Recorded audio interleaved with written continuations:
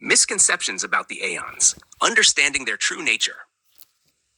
A common misconception about the Aeons is that they are viewed as supernatural beings or divine entities. This misunderstanding arises from the personification of the Aeons in some Gnostic traditions, where they are often depicted as having individual personalities or characteristics. However, this interpretation does not align with a deeper understanding of the Aeons as attributes or aspects of the Father, manifested through the Son, the Logos, Jesus. The Aeons are not independent or separate divine entities. Rather, they represent qualities or attributes emanating from the Father through the Logos, Jesus Christ.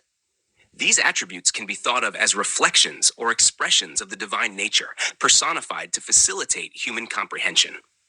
They embody aspects of God's character, manifesting through the Son, whose role is to reveal and express these divine qualities to humanity. Emanations of the mind of Christ. The emanation of the Aeons should not be understood as a material process, but rather as a psychological one. These emanations come forth from the mind of Christ, the Christ consciousness. This perspective shifts our focus from a creation narrative to a dynamic and spiritual process. The Aeons represent thoughts, qualities, or aspects of the divine mind, thoughts that originate in the mind of Christ, through which the Father's nature is revealed. This aligns with the teachings found in scriptures such as John 1:1-3 and Colossians 1:15-17.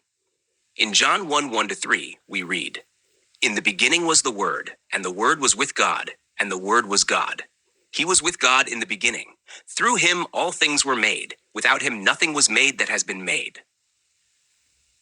This passage emphasizes the integral role of the Logos, the Word, in the creation and manifestation of all things. It is through the Logos that the Father's attributes are made known, not in a physical or material sense, but through the revelation of divine qualities. These attributes, the Aeons, emanate from Christ, who acts as the divine channel through which the Father's character is made manifest.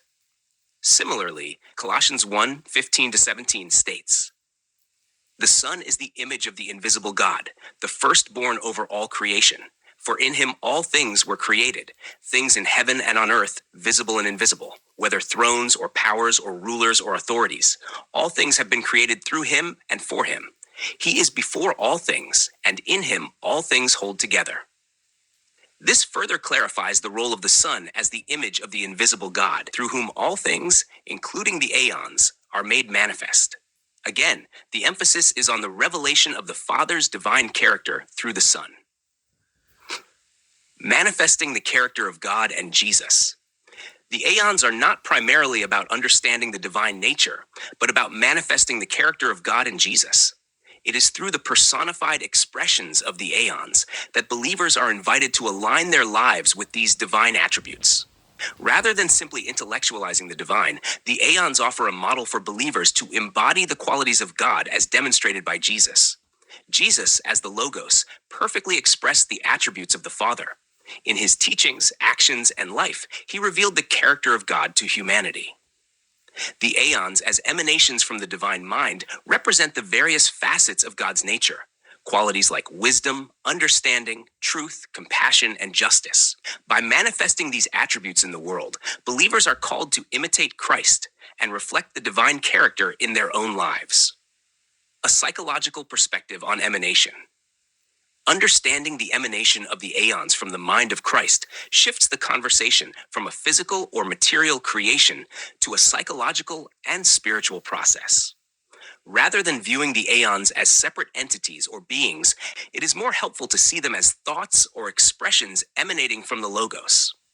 This perspective allows believers to grasp the nature of the divine without reducing it to a material process.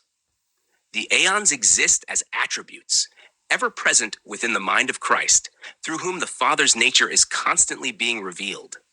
Thus, the Aeons are expressions of divine wisdom and character, not external or independent beings, but rather emanations from the mind of Christ, revealing the divine nature to those who align with his consciousness.